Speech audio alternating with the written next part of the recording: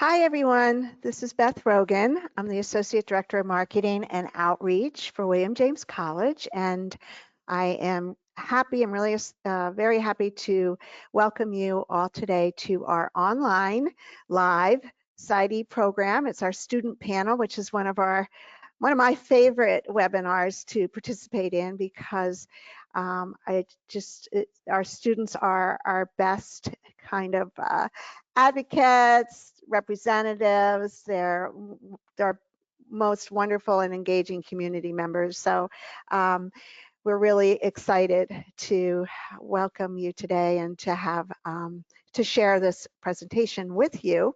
I will be acting as your host. So the two students today, Nora and Lori, will be really the primary part of the program, and I will be kind of providing a little bit of an overview of William James College and also managing questions, which I hope that you all will consider providing and typing questions in, because that way it makes this webinar more like your webinar. It makes it more engaging.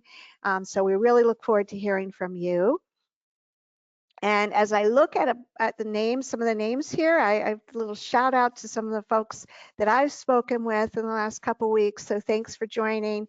And we look forward to a really nice program today. So as I mentioned, I'm the Associate Director of Marketing Outreach, Beth Rogan, and Joseph Lush is our Associate Director of Admissions, and he's going to be presenting later on in slide 18, as a matter of fact, to give you some information about what to think about when you're applying to graduate school, and give you some tips on that, and specifically about William James College. And Joe is also graciously handling the tech end today, so I thank him for that. Okay, so we'll move on to our next slide, please, Joe. And I am going to just very quickly introduce Nora Grace Turek, who is a degree candidate in our clinical PsyD program, as well as Lori DeBlacy, who's also a degree candidate in our clinical PsyD program. And I'm so excited to have both of these wonderful students here today, and they're going to provide a lot more information sort of about their bio, information about them and their journey, and as you will see, about really talking more specifically about their academic program, field placements, balancing work and life as a student, and so on. So welcome, ladies. Thank you for joining us today. And we'll move on to our next slide. So this is a little bit of a housekeeping slide. And again, this is where you will be able to type in your questions, and feel free to do so anytime. We have a couple slides during the program where we'll address questions, just so it kind of makes it a little more easier to do when we pick a couple slides to do that. So we'll hold them until then, but we'll definitely try to get to all your questions today. Also, the handout is in the PowerPoint for the student panel webinar today is in your handout section, and you can download that if you'd like. Okay, so next slide, please, Joe. So this is a facade, a wonderful shot of William James College. We are a college of psychology and behavioral health. That's what we do. And we, so we're really able to focus. And there's a lot happening. I love to say it's an amazing state-of-the-art building, and it is.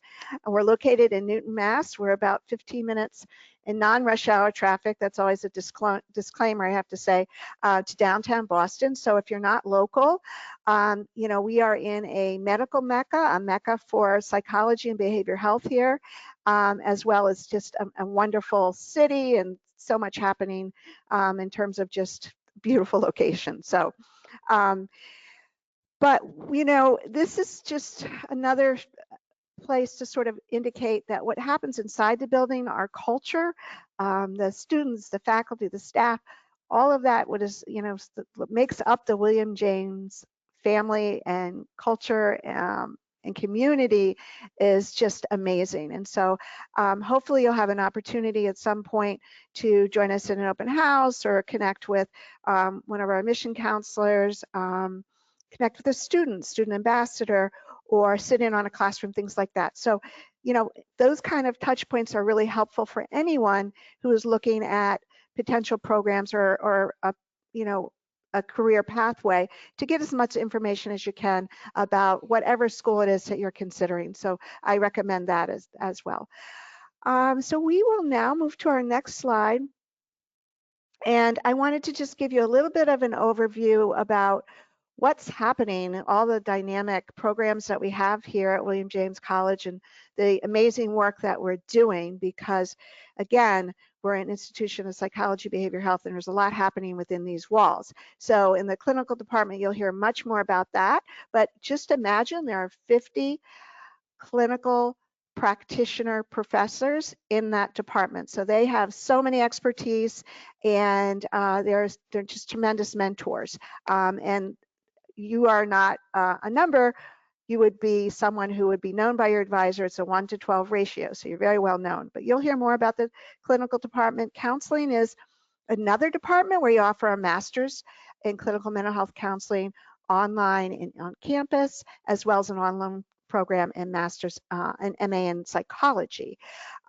We have an organizational leadership psychology department, and we offer doctorate and master's programs. And those programs, our students and our professors are out working in businesses to look to see how they can apply psychology theory to create efficient and humane work environments. We also have an undergrad program. It's a completion program for individuals who are working and have the equivalent of an associate's degree and would like to get their BS in psychology and human services. And last but not least is our psychology department, our school psychology department, where we have a 3-year program, a master's CAGS in school psychology and a master's in applied behavior analysis, which is either online or on campus. We have a certification in ABA and school climate.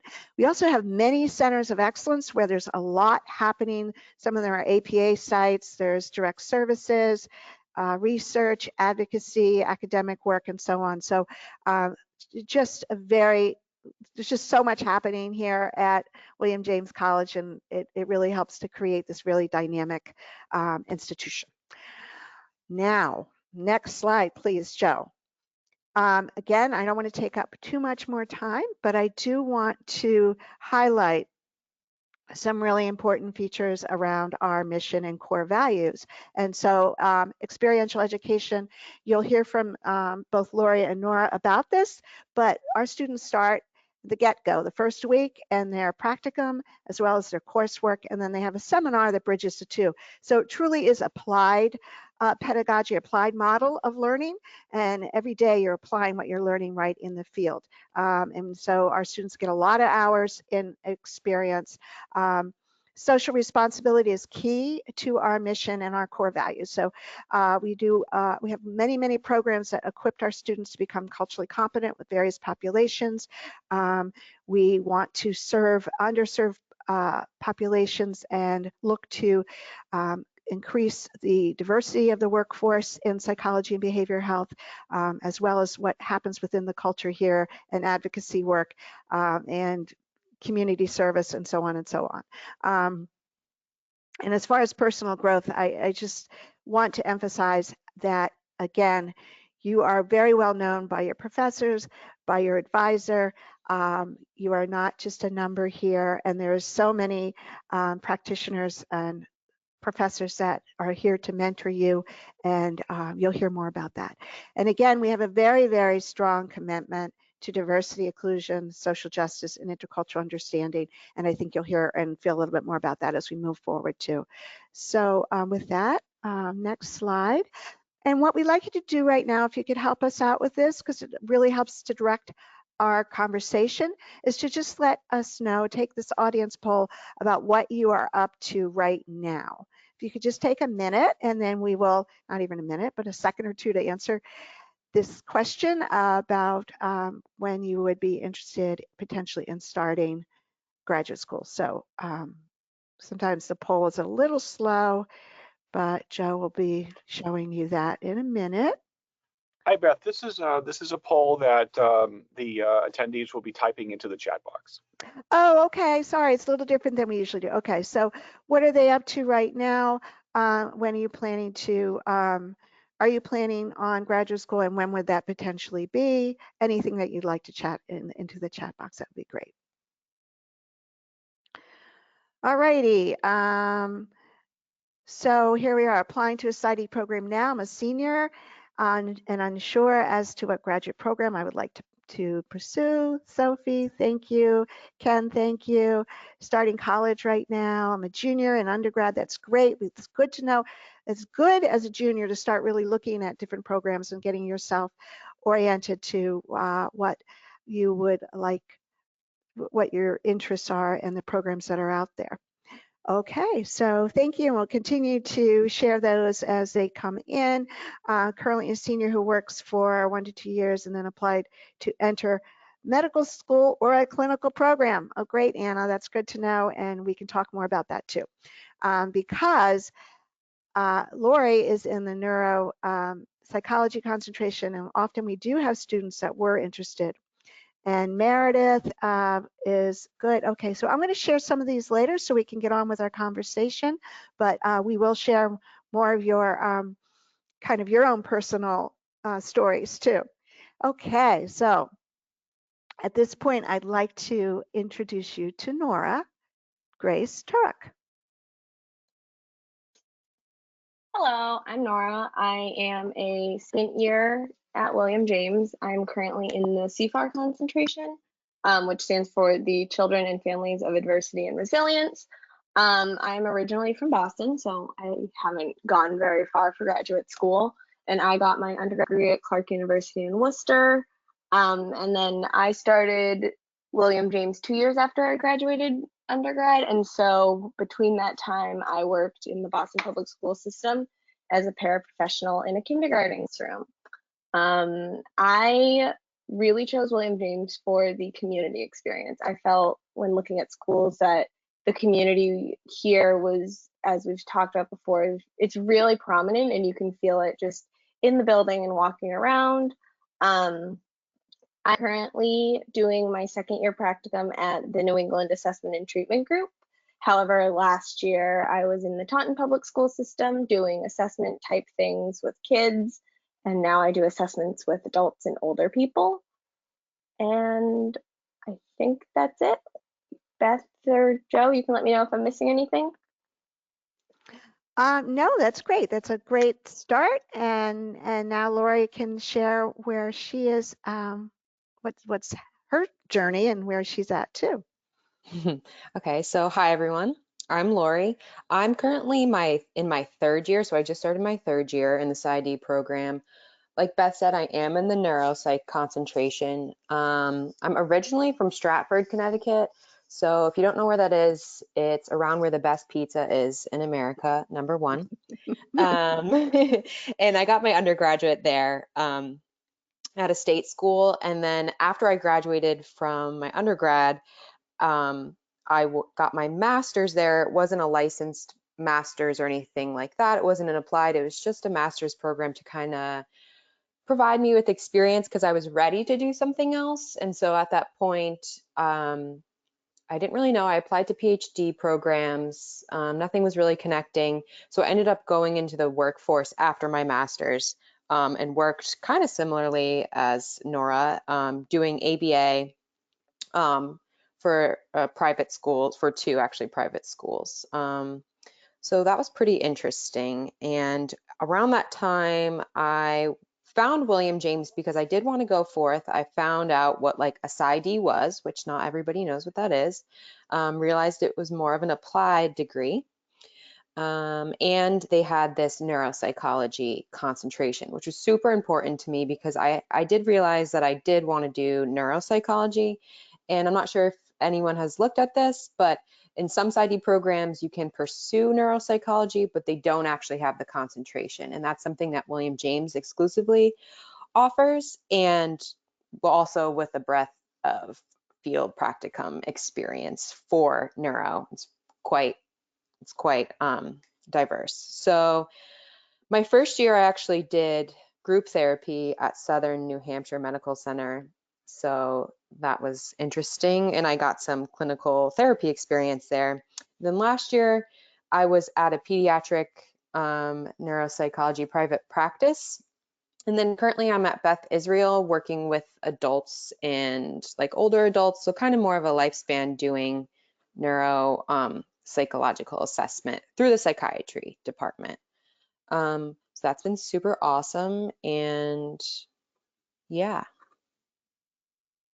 I think that's it for me.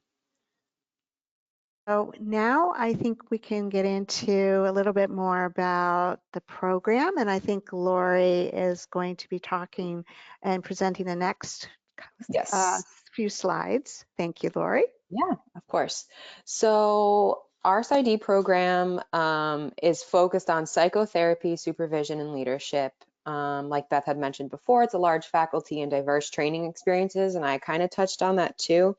But when you come here, it's really off of the student practitioner model. So again, like Beth said, like day one, you're in the field, you're learning about psychotherapy, you're learning about theories in your academics, you're taking that into your field practicum and you're getting supervision on it.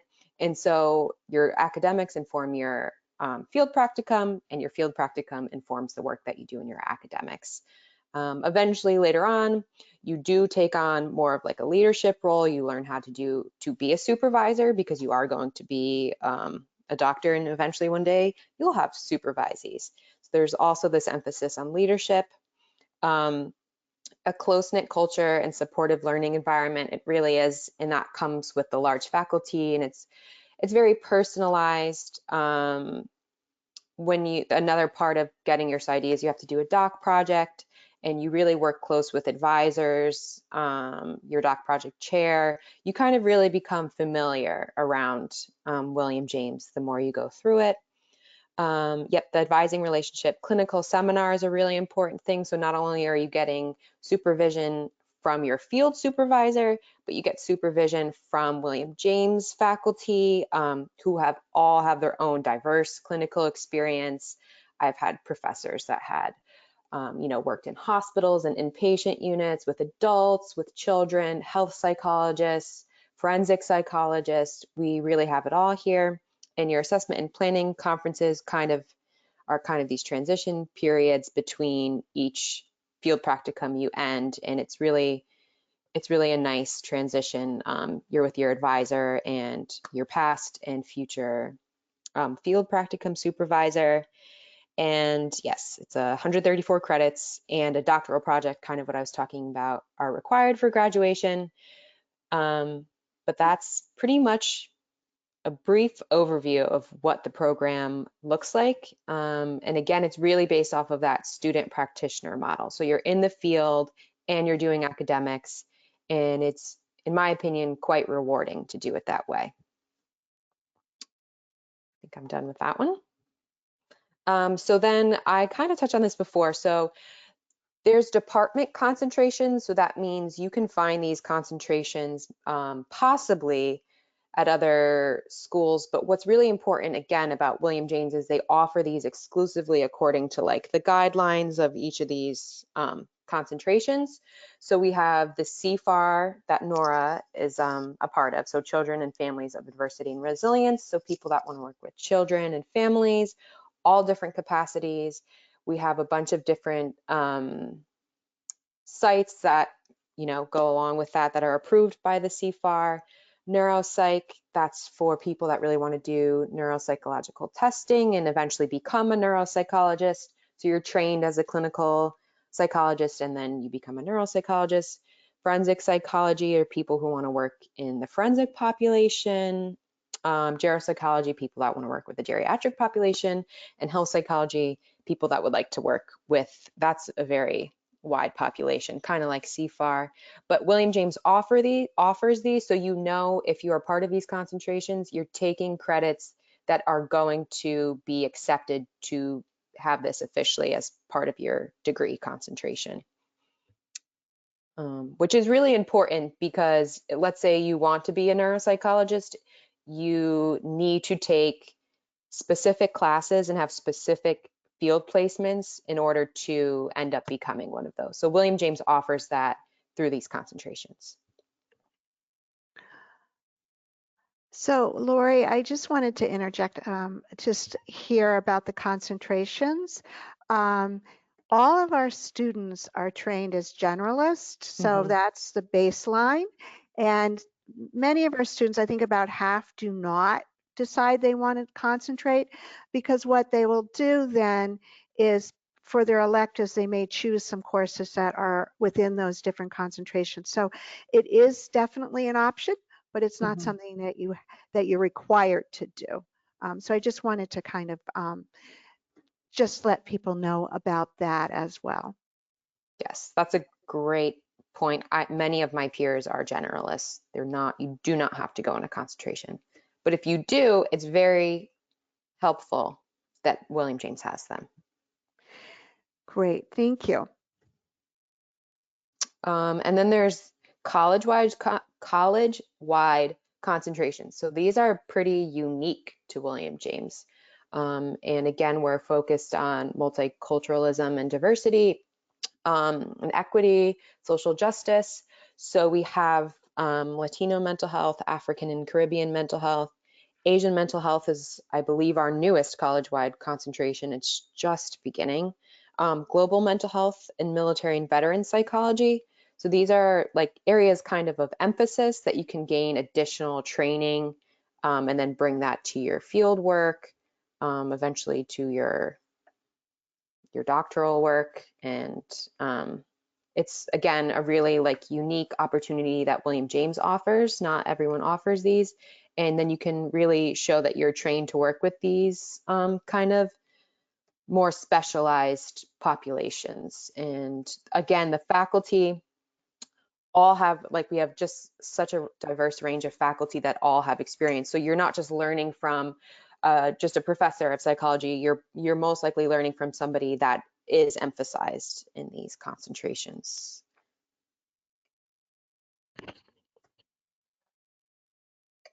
I think, I'm not sure if this is Okay, Nora or me. I yes, think this one's me. Okay. yes. So as it's been mentioned a few times, we start our field education right off the bat, which is kind of, it's not kind of, it is really unique to William James. I know a lot of schools, they'll start you in the field your second year, but we start your first year. We're not kidding when we say it starts the week school starts. I know people who started the week before school starts. Some people start like the week after, but you pretty much start right away. And we do a field education placement every single year. Your first year, you do 640 hours for your whole year. Your second year, you do 800 hours. Your third year, you go up to 960. And your fourth year is you either you do another regular placement, or you have the option of applying to something that's unique to William James called the APA Consortium, which is basically, instead of your fear doing an internship, which is sort of like it's a match internship where you may have to go to another part of the country, you can apply to the consortium, which is in the Boston area, or around the Boston area, and you split your time between your fourth and fifth year. And so rather than doing a whole internship for a year, you just do it over 2 years, or you just continue along with a new placement your fourth year and then apply to APA fifth year. So they're takes a lot of time, but they are extremely worth it. And I have found that I'm using things I learn in class like 2 days later when I'm in my placement. And typically you are in placement for a couple days a week, and then you're in classes for the other couple days a week. So it's really, when we say it's a full-time program, it's full-time because you're either in placement, in classes, or you're doing the homework for one of the two of them. The next slide. So these are some samples of where we have placements. We have sites all over New England. There are some in Rhode Island, a few in New Hampshire, maybe 1 or 2 in Connecticut. And we, as you can see by this presentation, we have universities, we have hospitals, we are in private facilities like Home for Little Wanderers. You can really find a field education site that suits what you're looking for and the experience you're looking for. And we have things with adults, we have things with children, we have things with older adults. We have such a wide range that when you're applying, you can kind of fill all of your boxes of what you're interested in, and you can probably find a site that will cover it. And what's nice is because we have 4 years to do different sites, you can get different experiences. So last year I was in a school, and then this year I'm in a private practice, and who knows where I'm going next year. I could go to a hospital. We kind of have such a broad range of sites that you're able to tailor to your interests and where you feel like you want to gain experience. Nora, can you speak a little bit about the field education department and kind of how they sort of help steward students along in finding field sites and getting, Yeah. you know, coaching for interviewing and your CV and so on?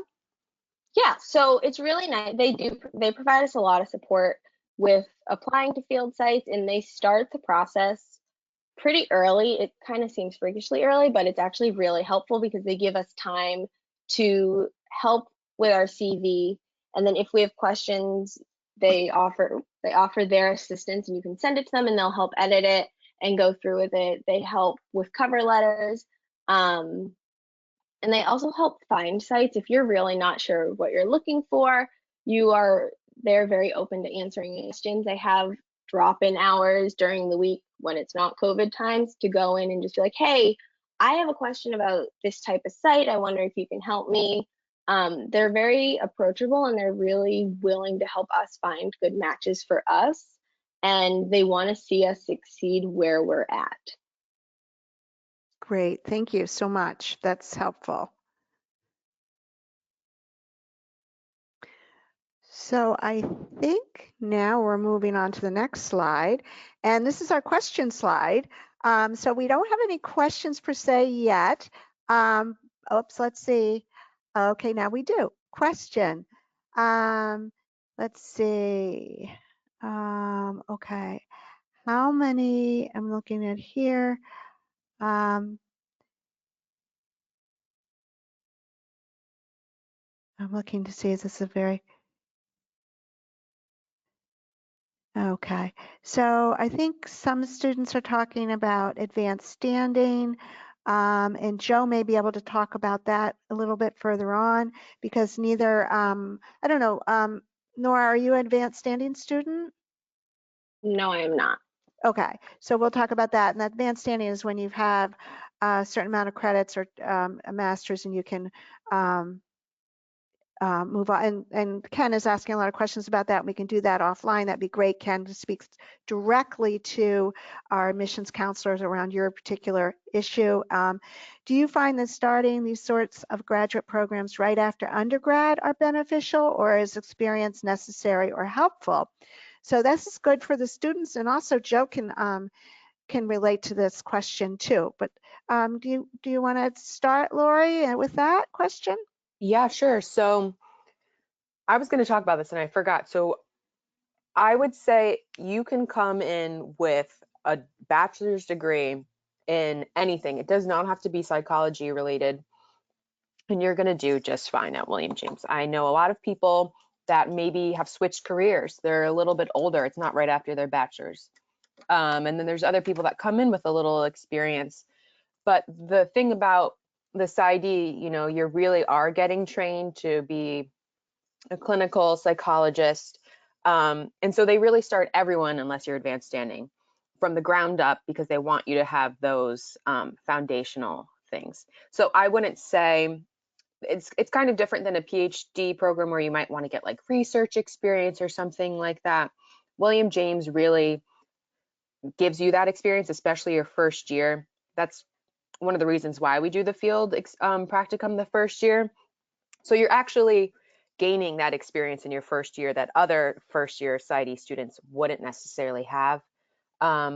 So you're not going to be like at any loss or behind if you come a little bit after your bachelor's, or if you come right after your bachelor's, that's fine too. Again, many of my peers have come right after the bachelor's. kind of like me and Nora, who maybe had like a couple years in between. And then I also know some people who are older adults that have completely changed their career. And I think that we're all doing pretty well. And that's a testament to William James, I think, student practitioner model, in my opinion. Mm-hmm. So Joe can talk about this too, maybe later on, but Laura, do you have anything to add to that?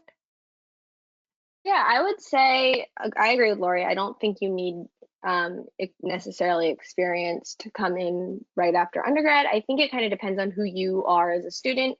It is like I know people my year who started last year and they graduated the May of 2019 and started school 2019.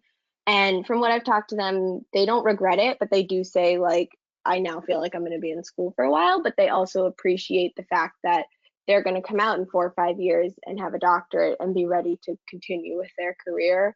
I really just think it depends on who you are as a student, and if it's knowing yourself and your ability to jump right back into school. And it's not necessarily as simple as undergraduate, because it is a graduate program, and it's just kind of balancing the new graduate school with what your old ideas of undergrad could be.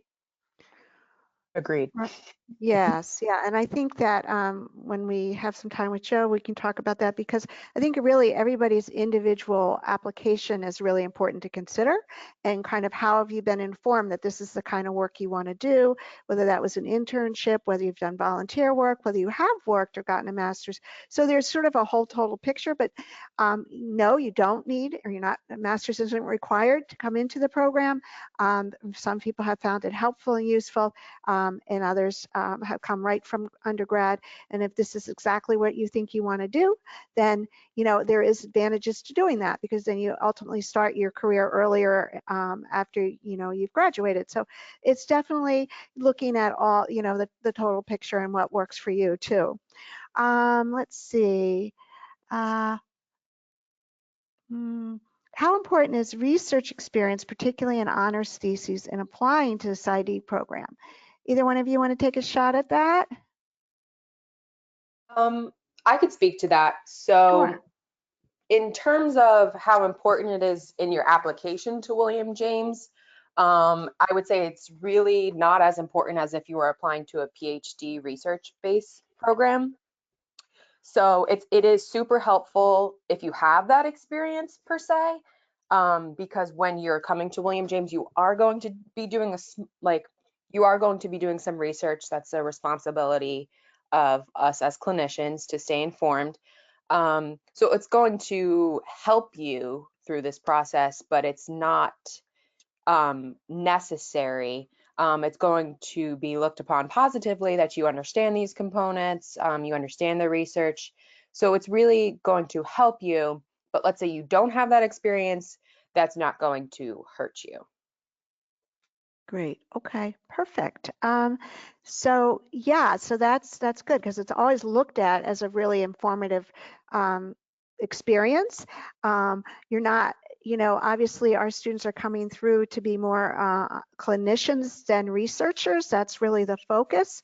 And but having that experience is very important, because obviously research and evidence-based practice informs what you do. So, and some of our students do research, and of course you're doing the doc project, which is, we can talk about that a little bit too, but maybe this is a good segue to, can you describe the field? Well, this question would be good. Because it's a segue, what made you choose a PsyD versus a PhD, or an LMHC versus an L or a master's program like a licensed social worker? Lori, do you want to start with that? Yeah, that's a really good question. So I kind of talked about this a little bit. So personally, I knew I wanted to do neuropsychology. So again, you kind of have to orient yourself to like what you want to do. We kind of talked about this. So I looked up the steps to do that. Lo and behold, you have to become a doctoral level psychologist to become a neuropsychologist. So that's kind of that. But the difference between, I did speak about how I applied to PhD programs, and I think that was an accident. I mean, it was a mistake on my part because I didn't really know what that meant. The difference between a PhD and a PsyD is that the PhD is really research focused. And what that looks like when you're, let's say you've gotten into a PhD program, we kind of talked about what a PsyD looks like. You're going to be in a lab doing the lab who's probably your professor's work, their research. That's pretty much what you're going to be doing. That's the bulk of your work is in the research lab versus the PsyD where you're working in the field. You are the therapist. You are the neuropsychologist. You are those things. So it really depends on like what you want to do. You're not going to get a PhD necessarily if you want to be a therapist, which you can, but it's different unless you really want to do the research part of that. And the PsyD is, again, it's all applied. So we're not working in a lab. You can get that experience if you want, but it's really more emphasized is the clinical experience. So sitting down, being with a client, you're not doing research, you're giving them therapy. That's kind of what an applied clinical degree is. And in terms of maybe the PsyD versus like a master's level clinician, whether that's like a counselor or a social worker, again, it depends on like what your goals are. So for me, it was that I do want to be a neuropsychologist. That's how I have to do it. For other people, they're thinking maybe I want to start my own private practice. Maybe I do want to do research. And the difference is really what you want to do and figuring that out. Because William James does have master's programs, like the counseling program, and you can become a counselor that way. It just depends on your plan. And I mistakenly was applying to PhD programs because I thought that's how you become like a licensed psychologist. And you can, but it's not the same as the PsyD, and I definitely don't want to be doing research. So some of the things that I've heard is that, at the end of the day, your PhD, if you're trained as a PhD clinical psychologist or PsyD, everyone takes the same exam to become a psychologist. I think it is what we've talked a lot about is sort of what your interests and goals are. If you're thinking that you want to do the work that your professors are doing, and you want to work in academia and you want to do research, then the PhD route is really the route you probably want to go, because that's how you're going to be trained. You're going to be trained in doing research.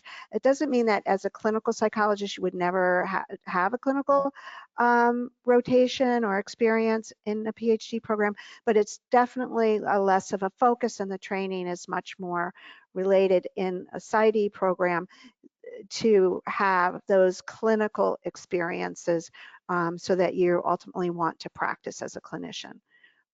Nora, do you have any thoughts on, sort of why you chose the doctoral program versus a master's program? Yeah, because it's actually really funny because that's what I was debating between. I was debating between getting a master's or getting a doctorate program, and I applied. Unlike Lori, I didn't apply to any PhD programs. I only applied to master's and the PsyD program. And that was really because when I was doing my research and attending webinars like these, I found myself really wanting that higher level conceptualization, while I would still be doing therapy with a client with a master's degree. I also wanted to be that person that got the referrals for maybe the more challenging cases, the ones where someone with a master's degree just can't put their finger quite on what is they're presented with, but they know something is there. And I wanted that possibility of having those experiences and being that higher level clinician, and also being one who with kids is really the one who takes all the information from maybe an outside therapist, from the teachers, from the parents, and puts it all together into a profile for them to understand the child and help a child succeed. And that's kind of what drew me more to the doctorate side than the master's level. Thank you. So one of the things that we keep hearing about from Dr. Stacy Lambert, who is chair of the Clinical Society program and also our VP of Academic Services, so she oversees all our programs, is that when you, obviously you're looking at a doctoral program, so it's a longer program. It's 5 years versus a master's program, which would be like 2.5 years. So you're in, your training is more extensive, but it's longer, right? As well as in doctoral level programs, there's a lot more emphasis on assessment. So there's a lot more training around assessment than happens in the master's programs, and that's much more extensive.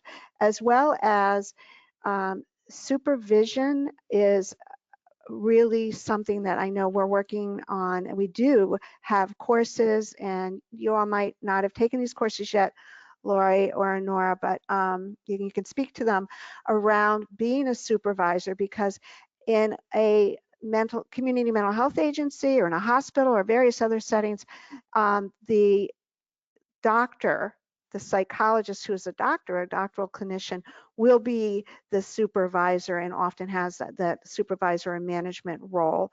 And also there are opportunities that exist more in terms of where you are able to practice. For instance, a VA hospital might be one of them, as well as private practice, which both master's programs, you are able to have a private practice as well. But again, it's maybe the level of depth of your training and the experience that way. Just Nora or Lori, have you had any of those courses around the supervision piece or opening your own practice or any of that yet? I know you're third year, so maybe maybe that's this year. That usually happens in fourth year, the class to become a supervisor, but I've also had different classes where at maybe the last class, they'll say, I'm doing a lecture on opening a private practice, because again, all the faculty are in the field, like a lot of them are actually still in the field and teaching. So I've actually had 2 professors that have offered lectures on like supervision and opening up a private practice. Great, thank you. Can you so Cindy asked if you can describe the field practicum for your first year. How are students prepared for it? It's a good question. Well, having just been through it about a year ago from where I am today, in terms of preparation, you are given kind of 5 sites to apply to based on your interests and based on your prior CV. And then from those 5, you just kind of do a regular application process and interview process.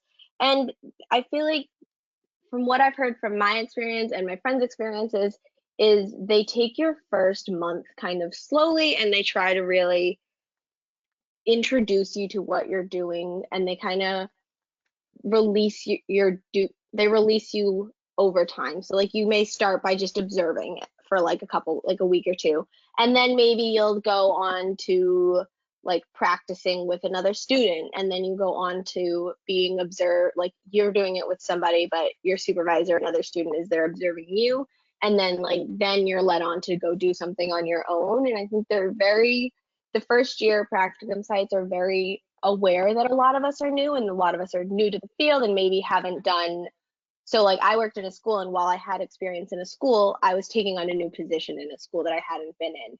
And my supervisor was very well aware of that, and they kind of give you your job and your duties over time, and they introduce it. And you also have weekly supervisions with them from the beginning. And so it's a good time where like if you have questions, you bring them up to them and be like, hey, I don't really understand how to do X, Y, and Z. And then the time they can work through it with you, and then they can help you and point some things out that maybe they're noticing that maybe you need a little help with, that they're like, I can assist you with that. Like try doing it this way instead, or try approaching something from a different direction. I really think they take the time to work with us slowly, and they try hard not to overwhelm us if they can help it. Right, and then every year, each practicum it develops and grows based on your kind of experience that you've had and the training you've had, and so you take on more and more responsibility. Is that how you describe it? Nora? Yeah, you take on more responsibility throughout the year as well. So in my last Mhm. practicum, we started with observing assessments, and then we would do them, but our supervisor would be watching us. And then we got to the point where she'd give us a name, and we'd be like, okay, and we'd go find the student and do the whole assessment and then bring it to her at the end, and we'd write up the report. So everything is kind of stepwise in progression of your abilities. And then in terms of going on to your next site, because again, you're starting a new site every year, which is slightly terrifying, but it's also very rewarding. They try to, as Lori mentioned with the assessment and planning, that could not be the name, they're nicknamed AMPs. It's really a time for your supervisors to meet you with yourself and your academic advisor. And it's a time to kind of see, this is what you learned in this past year. Here's how you want to continue it with this new supervisor. And your new supervisor speaks to your old supervisor with you in the room, kind of figuring out your plan. So they really try to make sure that your education is continuous and not like you had supervisor one, here's supervisor two, learn a whole new method. It's very much, they're trying to bridge the gaps between years, but there's growth within a year, but there's also growth from year to year as well. Okay, great. Thank you. And then did either of you have the experience with a standard patient? Did you have that experience, or is that's relatively Yes, new, I right? did. You I don't know did? if Lori did, but I did. Do you want to describe that quickly, Nora? Yeah, so we actually had two different experiences due to COVID, but the first semester, the way it works is you're in your clinical practice clinical seminar class, and it's a really small class of like 6, maybe 7 people. I think they cap it at 7.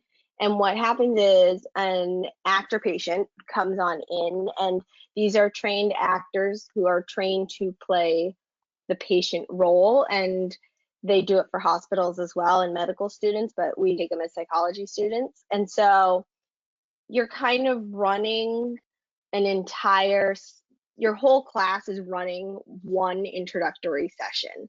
So it's it's weird to explain, but like the first person will do like confidentiality, informed consent, and then the next person will go on and they'll have a certain amount of time to touch on maybe the presenting problem, and then the third person continues that, and you're kind of building off of each other, but for a certain amount of time, 10 minutes or so. And then it depends on the actor patient, but the way my person did it is after each of us went, you also do it in front of your class, but after each of us went, they took 2 minutes and they told us like, here are some pointer tips, here are some things you did really well. And you got to hear it for everybody, which is slightly terrifying as well, but also it's really helpful to see what someone did and hear the feedback from a patient of this is how I experienced this as a patient, because you may not get that when you're in the field, but it's a way to see, okay, maybe I came off a little too harsh saying this when I didn't mean to, and the actor patient is the one to tell you that. And then, so we did the same thing, and then in the spring, we did it a little bit differently. I don't know if it was just because of COVID or what, but we did it where we all started a session and we had like the first 10 minutes of a session to go through it, skipping the informed consent because it was assumed that we had already done it. Great, thank you. Well, I think we should move on. We have more questions and we're going to get to them as quickly as we can, but I want to make sure that we have Joe can talk too. So if you would like to let us know when you'd like to plan to start graduate school. This is a poll that would help us. If just quickly let us know that, and you can just, whether it be 2020 or 2021 or undecided. And I know that we had a question about, could the master's in psychology and or the master's in clinical mental health programs at William James work towards the PsyD program, as in would the credits count towards a PsyD? So this is what's called advanced standing in some ways. In the PsyD program, if you will not be accepting anything that would be an online class. So the master's in psychology is online, so that wouldn't be the case. But the clinical mental health counseling program, yes, if you went into that program, up to a year, if you're in good standing, could be transferred in as advanced standing. And that's the highest amount that you could, according to APA accreditation. So, okay, so we have 2020, there are 8% of the people are looking for fall 2020. And 2021 would be 23%. So, okay, great. Let's move on to applying to William James, and then I'd like to introduce you again to Joe Lush. Hey, Joe. And thank you, Beth. Welcome, everyone. My name is Joseph Lush, Associate Director of Admissions, and a big thank you to Laurie and Nora for giving us a very detailed look at what we have to offer here in the PsyD program. So we have just about 7 minutes left. I might run a little bit over past 1 o'clock. You're certainly welcome to stay if you're able to do so, but if you need to sign off at 1 o'clock for another commitment, no worries there. And if you have a question that I don't respond to by the time we end today, I'd be happy to follow up with you later on offline. We can exchange perhaps an email or a phone call. So happy to answer all of your questions. So for those of you who might be thinking about submitting an application to William James College, I just want to offer a basic overview of how the application process works, as well as a summary of all of the documents that are required to complete your application portfolio. And so for the PsyD program that we've been talking about today, we're able to admit students at one point in time during the academic year, which is the fall semester. So looking ahead, our next cohort will begin in late August of 2021. And so on that basis, we are now currently accepting applications for admission for fall 2021 enrollment. And so in keeping with our past practice, we will offer 2 application due dates for fall 2021 enrollment, with the first date being what we call our early consideration due date, which is going to be December 9th of 2020. And then that will be followed by our general consideration application due date, which is January 6th of 2021. So from an application screening standpoint, your application is processed exactly the same way, regardless of which due date that you choose. But there are a few advantages to submitting your application by December 9th. The first advantage is that you'll receive your decision sooner. And given that everyone who applies for admission has until April 15th to respond to our offer to enroll, if you apply by December 9th, you'll simply have that much more time to compare offers from other programs and to also prepare your financial aid plan. So if you are in a position to choose between the early and general consideration application due date, there's definitely some advantages to applying by December 9th. Another advantage is that if you apply early and you receive an offer to enroll, once you accept our offer to enroll, you can begin your first year field site search in coordination with our field education department. So I believe that Laurie and Nora made a reference to our field education team here. We have a dedicated field education department, and their sole responsibility is to mentor our new students and our continuing students throughout the entire field experience, which begins with a practicum and then it eventually evolves into an internship. So if you're an early applicant, you get your offer to enroll, and if we are your #1 choice, accept your offer right away. And then as soon as you do that, we'll put you in touch with our field education team, and you can start that field education search process for your first year practicum. And the benefit that you'll gain from that is that you'll have a wider choice of field sites to choose from. So while we're talking about due dates, I just want to say a quick word about the GRE. Because the GRE is required as a condition of admission to the doctoral program that we're talking about today, if you have not taken the GRE and you're planning to apply for fall 2021 enrollment, now is the time to put that exam behind you. And I want to emphasize that when you submit your application for admission, in order for us to make a decision about an interview, we need to have those GRE scores on hand. So again, if you're going to be a fall 2021 candidate, take your GRE now if you haven't already done so.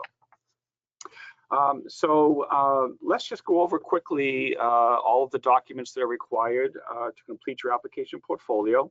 You'll be submitting an online application that will include an essay. We'll ask you to send us your official academic transcripts, your GRE general test scores, and also 3 letters of recommendation. And I just want to say a few quick words about how letters of recommendation work. So in your online application, you'll be furnishing us with the names, addresses, telephone numbers, and most importantly, the email addresses of each of your reference providers. And once you enter and save this information in your application, our system will then issue an email message to each of those providers.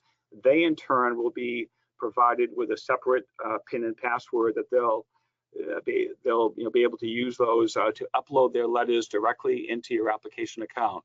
So you don't need to serve as the middleman for ferrying letters between the reference provider and the colleges that you'll be applying to. So use our application system, and your reference provider will then be able to furnish their letter directly to us here at the college.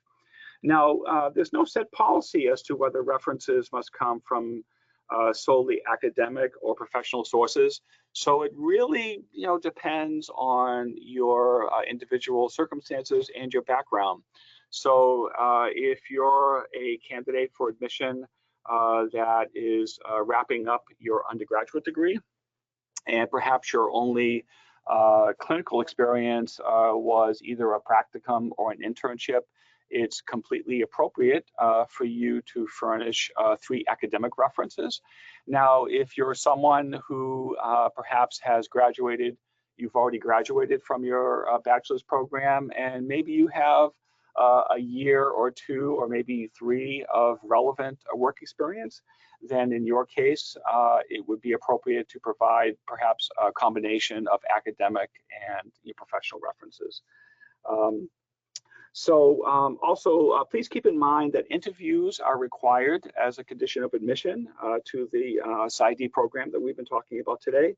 And if we make a decision to invite you for an interview, we will, of course, notify you well in advance of the date and time of that event. Just want to say a few quick words about the possible format of the interview. So prior to the pandemic that we're all experiencing now, our standard practice was to invite candidates to come to our campus, and then all candidates would complete a series of 3 interview activities. And so that was the process prior to the pandemic. So my forecast is that for our interviews that will be hosted beginning in January of 2021, we're probably going to be moving to a fully online virtual interview format. So we won't be, requiring any on-campus, attendance. And the platform that we'll use for the interview will most likely be Zoom. And so for those of you who perhaps are finishing up your senior year in your bachelor's program, I would imagine you probably are getting some experience with Zoom right now as we speak. And so if you're already using Zoom, that's great. But if you have never used the Zoom platform, that's fine, because it's a fairly reliable and relatively easy to use platform. And if we invite you for an interview using Zoom, we're going to send you 1 or 2 links. And so at the time of your interview, you're just going to click on that link, and you'll be able to then interact with your interviewer.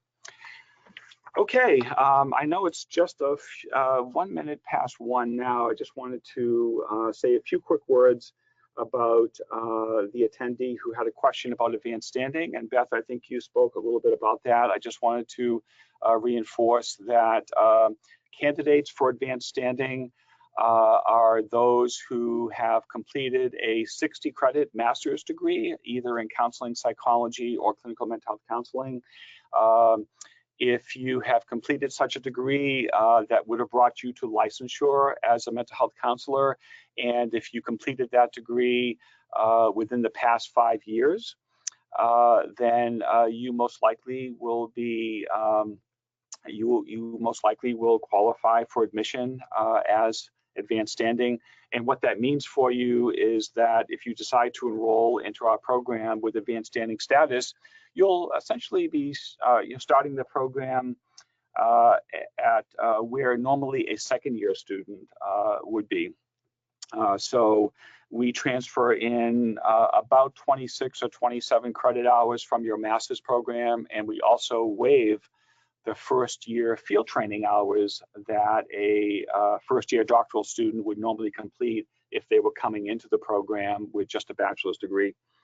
And also to speak to the question earlier about should candidates try to bring in research versus clinical experience, I think Laurie did a great job in answering that, but I just wanted to emphasize that if you are going to be a candidate for our program, and if you have the luxury of choosing to add more research versus clinical experience to your portfolio of credentials, I would say definitely choose clinical experience. I think as Laurie mentioned earlier, that we are a program where we want our students to be good consumers of scholarly research, and so we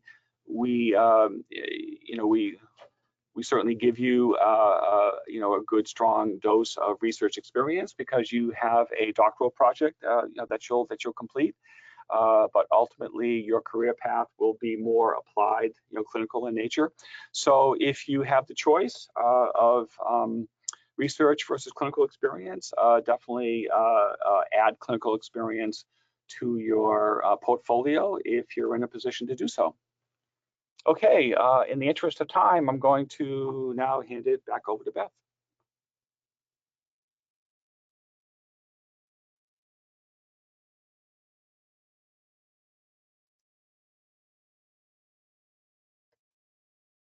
Joe, I think Beth had to leave. Oh, I'm sorry. Yeah, I just saw her message. Laurie and Nora, do you have any other ending comments that you'd like to make?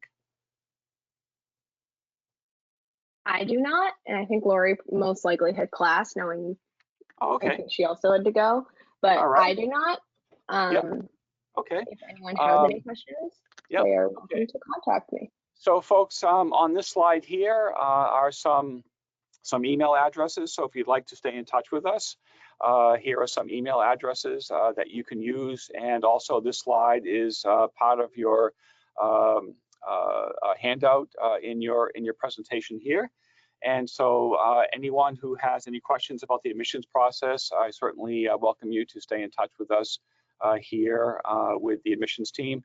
And for those of you who have questions for either Nora or Laurie, you have their email addresses there on the slide here. And again, it's also in the handout. And these are some other social media opportunities for you to connect with us and learn a little bit more about what we have to offer here.